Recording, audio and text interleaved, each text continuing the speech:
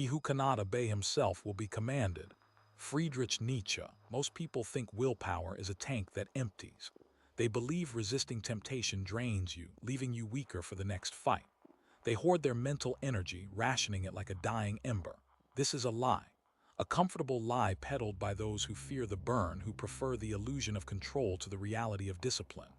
They believe the mind is fragile, a delicate instrument easily broken by stress. We know better. We understand that the mind is a muscle, forged in the crucible of resistance. Each impulse resisted, each craving denied doesn't deplete your willpower, it strengthens it. It carves new pathways in your brain, reinforces the neural circuits of self-control. The more you resist, the easier it becomes. The more you deny yourself, the more powerful you become.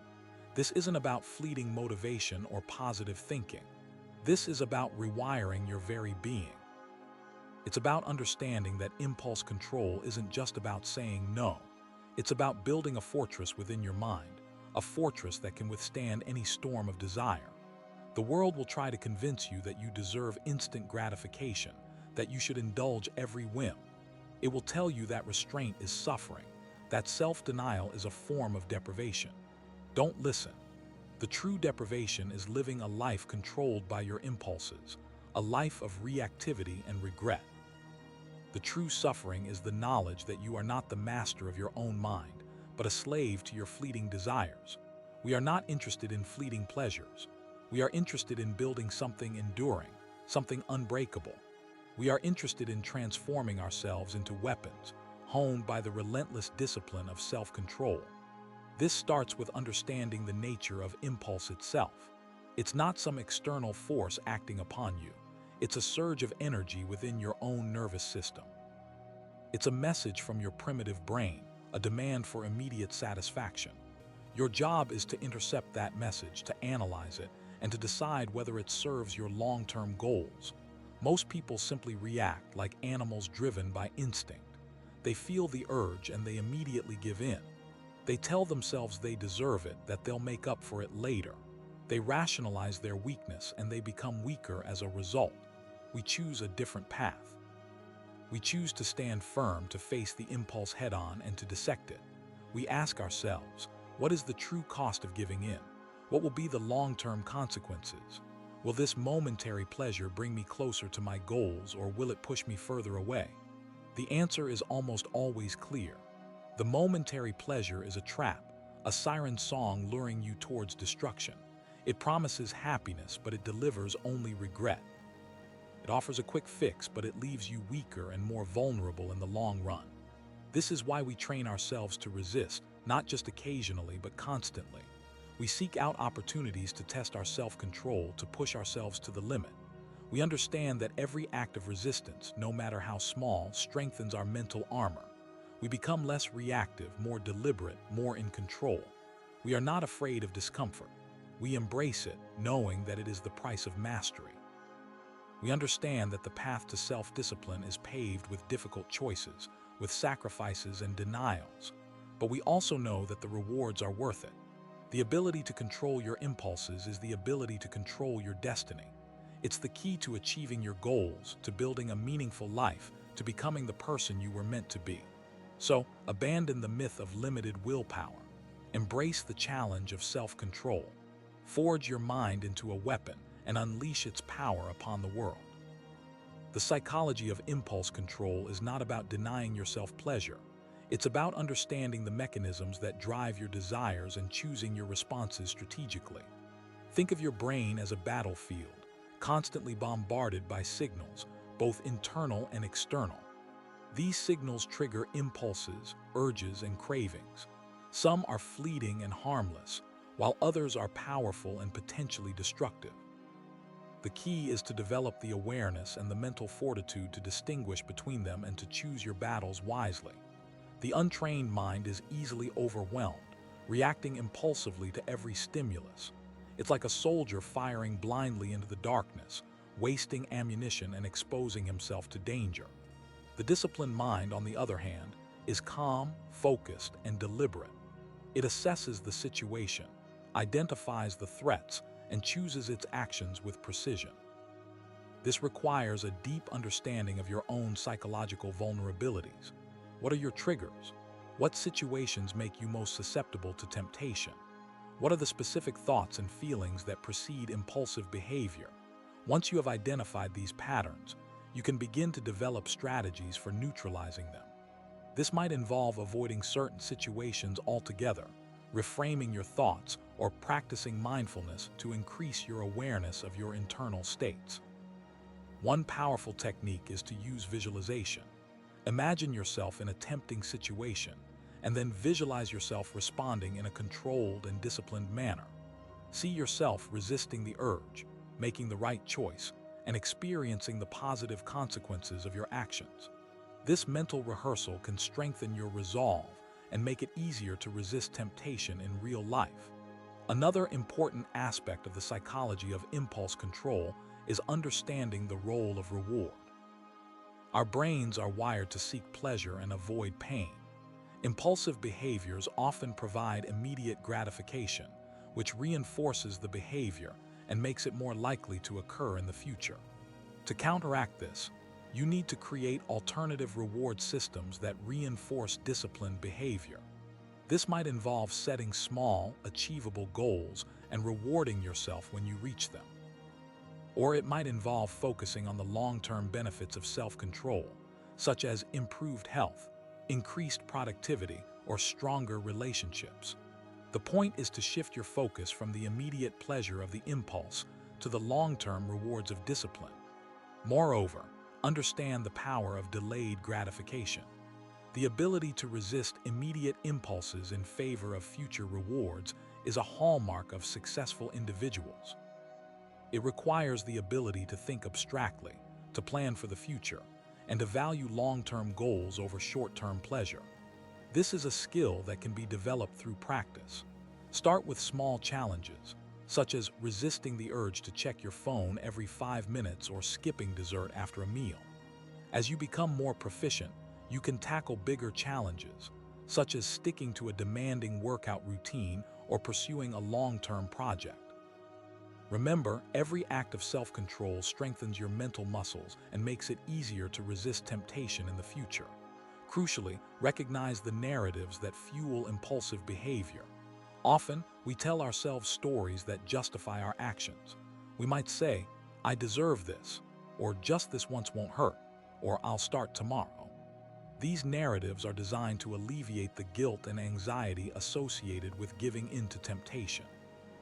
To break free from this cycle, you need to challenge these narratives. Ask yourself, are these stories really true? Are they serving my best interests? What is the evidence that supports them? More often than not, you will find that these narratives are based on flawed logic and wishful thinking. By exposing them for what they are, you can weaken their power and make it easier to resist temptation.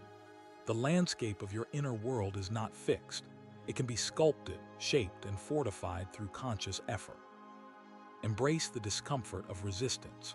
It is in those moments of struggle that you grow stronger, that you forge the mental armor needed to withstand the constant onslaught of impulses. Learn to observe your cravings without judgment, to acknowledge their presence without succumbing to their demands. This detachment allows you to see them for what they are: fleeting sensations, temporary urges that have no power over you unless you give it to them. Furthermore, the disciplined mind anticipates the battles ahead. It doesn't wait for temptation to strike, it prepares for it. It identifies potential triggers and develops strategies for dealing with them in advance. This might involve creating a detailed plan for how you will handle a stressful situation, or setting clear boundaries with people who tempt you to engage in unhealthy behaviors. The key is to be proactive, not reactive. Don't wait for the impulse to overwhelm you.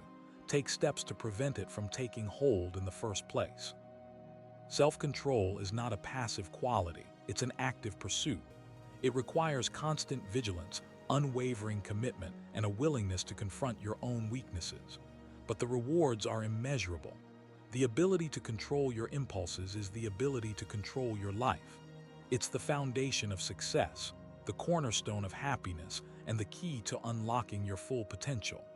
Never underestimate the power of small, consistent actions.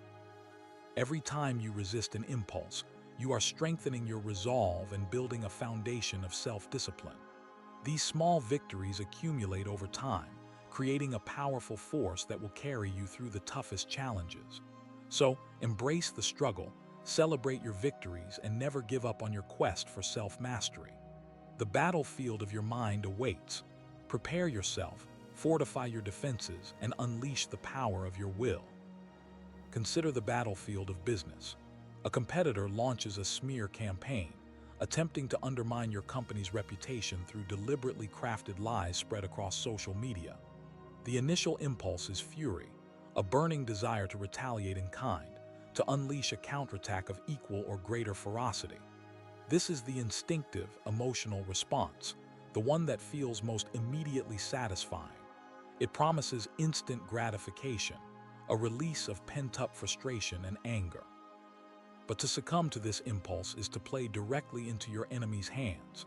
It is to descend to their level, to engage in a mudslinging contest where everyone gets dirty and no one truly wins, except perhaps the vultures circling overhead.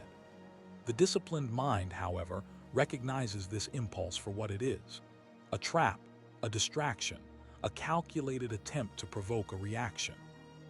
It understands that in the heat of anger, judgment becomes clouded, and decisions are made that will ultimately be regretted. Instead of lashing out, the disciplined mind takes a step back, assesses the situation with cold, calculating logic, and formulates a strategic response. This might involve gathering evidence to refute the false claims, launching a public relations campaign to highlight the company's strengths, or even taking legal action to hold the perpetrators accountable. The key is to respond in a manner that is both effective and aligned with your long-term goals.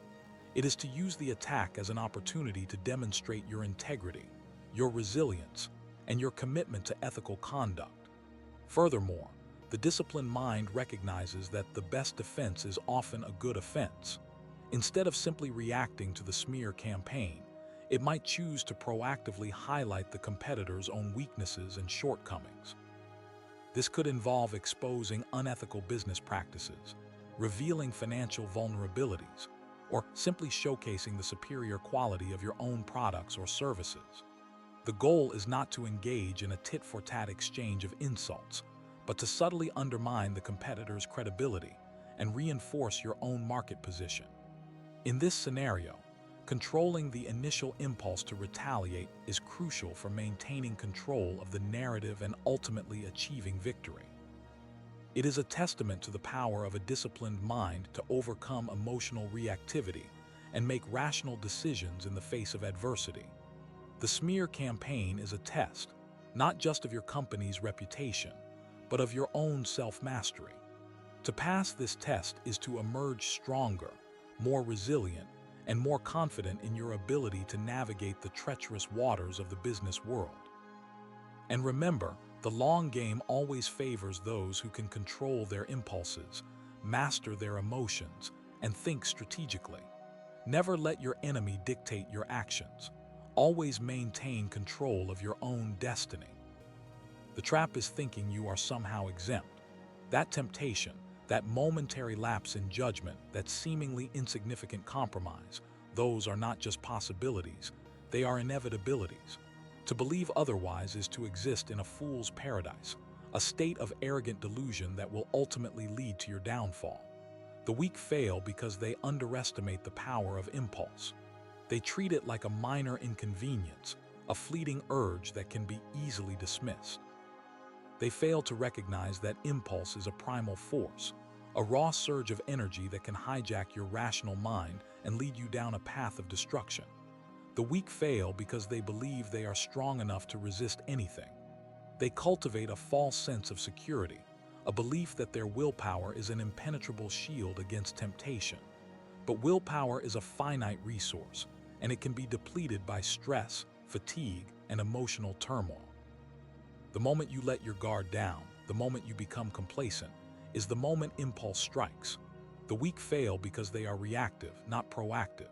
They wait for temptation to arise and then attempt to fight it off with sheer force of will. This is a losing battle. The disciplined mind anticipates temptation, plans for it, and creates systems to mitigate its impact. It doesn't rely on willpower alone. It engineers its environment to minimize the opportunity for impulsive behavior.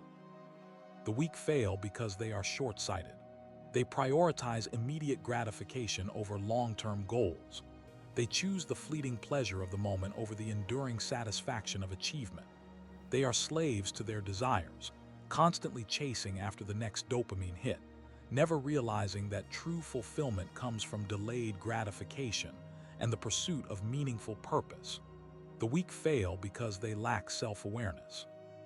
They are not attuned to their own triggers, their own vulnerabilities, their own patterns of impulsive behavior. They stumble blindly through life, repeating the same mistakes over and over again, never understanding why they keep falling short of their potential. Self-awareness is the foundation of self-control. It is the ability to objectively observe your own thoughts, feelings, and behaviors, and to identify the underlying patterns that drive your actions. The weak fail because they are afraid of discomfort.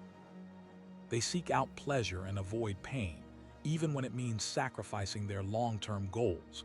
They are unwilling to endure the temporary discomfort of self-discipline, the mental anguish of resisting temptation, the physical hardship of pursuing excellence. But it is through discomfort that we grow. It is through struggle that we become stronger. It is through adversity that we forge our character. The weak fail because they are surrounded by enablers.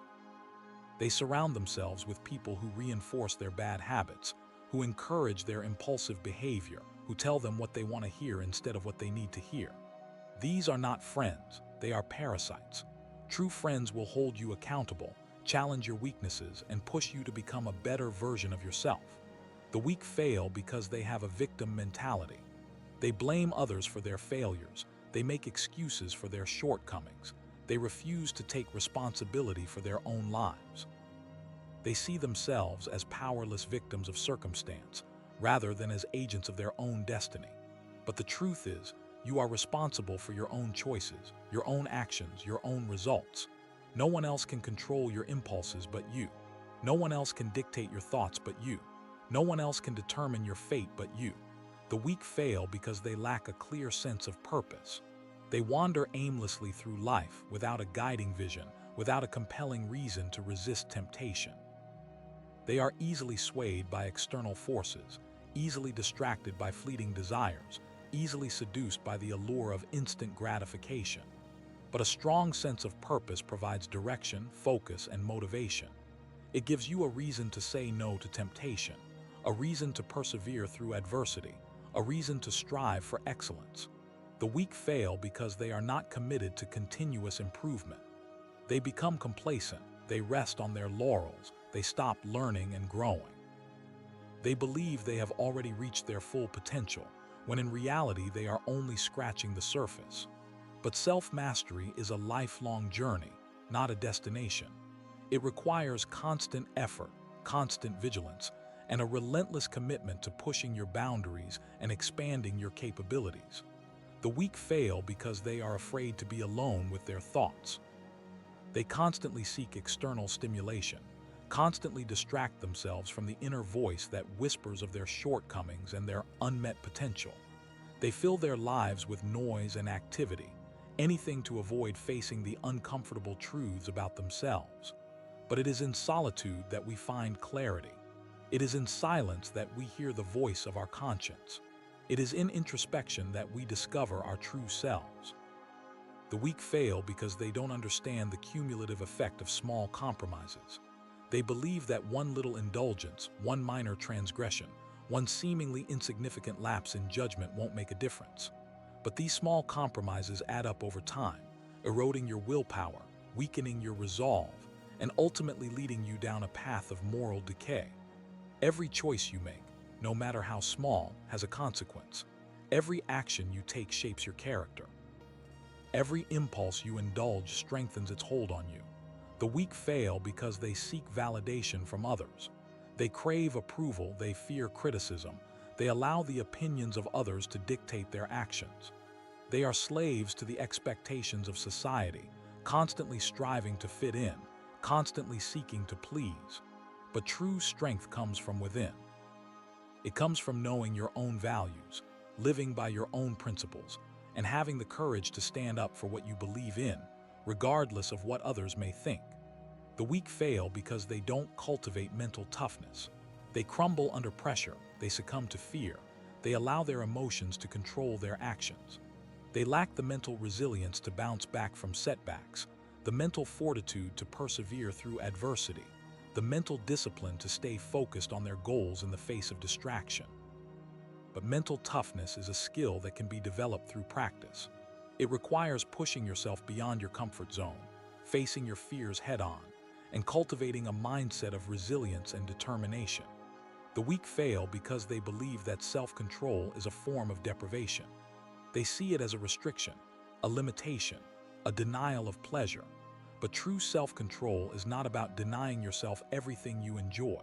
It's about making conscious choices that align with your long-term goals and values. It's about delaying gratification, prioritizing long-term fulfillment over short-term pleasure, and mastering your impulses so that you can live a life of purpose, meaning, and achievement. The weak fail because they underestimate the power of momentum. They don't realize that every positive action creates a positive feedback loop, reinforcing your willpower and making it easier to resist temptation in the future. Conversely, every negative action creates a negative feedback loop, weakening your resolve and making it harder to control your impulses. The key is to create a positive momentum in your life by consistently making choices that align with your values and your goals. Start small, build gradually, and celebrate your successes along the way. The weak fail because they don't have a clear strategy for dealing with temptation. They rely on willpower alone, which is a fragile and unreliable resource.